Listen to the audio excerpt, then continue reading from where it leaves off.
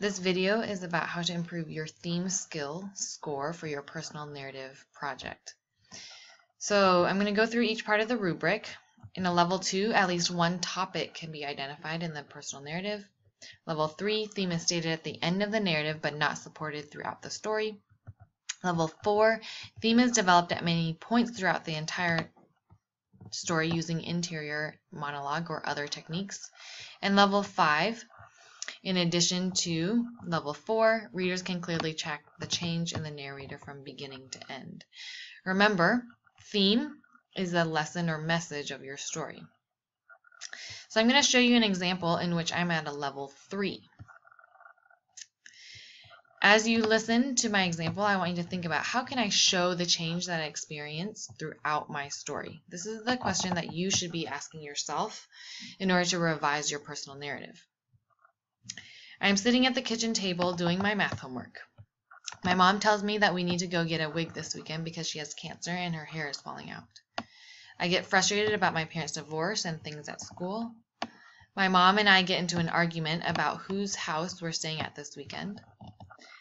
I end up saying the F word to my mom, and my mom tells me that I've become so American. I go to my room feeling angry and a little guilty. I end up staying with my mom that weekend, and we went to the wig shop to buy wigs. I've gotten so caught up in self-pity that I have lost sight of where I come from, a culture in which parents are respected and family comes first no matter what. Now, if I look at my rubric, I look at level 3, and my theme is stated at the end, but I don't talk about it throughout my narrative. So thinking back here, how can I show the change that I experienced throughout the story? I'm looking back at the theme, and here is a part about self-pity. So I want to talk a little bit about how I pity myself here at the beginning. And I'm going to say here, I get frustrated with my parents and things at school. I am overwhelmed. I have so many projects. I have cross-country practice, and my parents are getting a stressful divorce. So then I've added some things that talk about how I feel sorry for myself, basically. So I'm going to actually just say that. I am feeling sorry for myself. Then I'm going to continue on, and I want to give hints at respect family, and family comes first no matter what. So then I'm going to come here.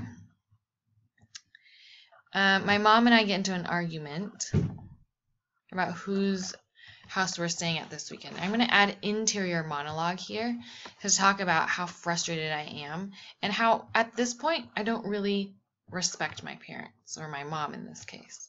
So I'm going to say, whoops, here we go again, I think to myself.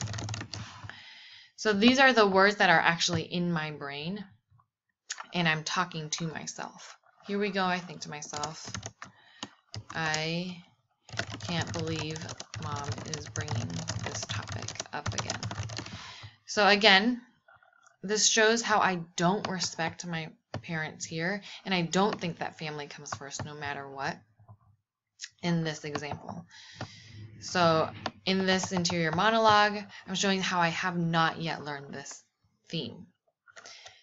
So then I've added to my personal narrative so that readers understand how I have changed from the beginning to the end, and that they can see how clear it is I've changed from the beginning to the end.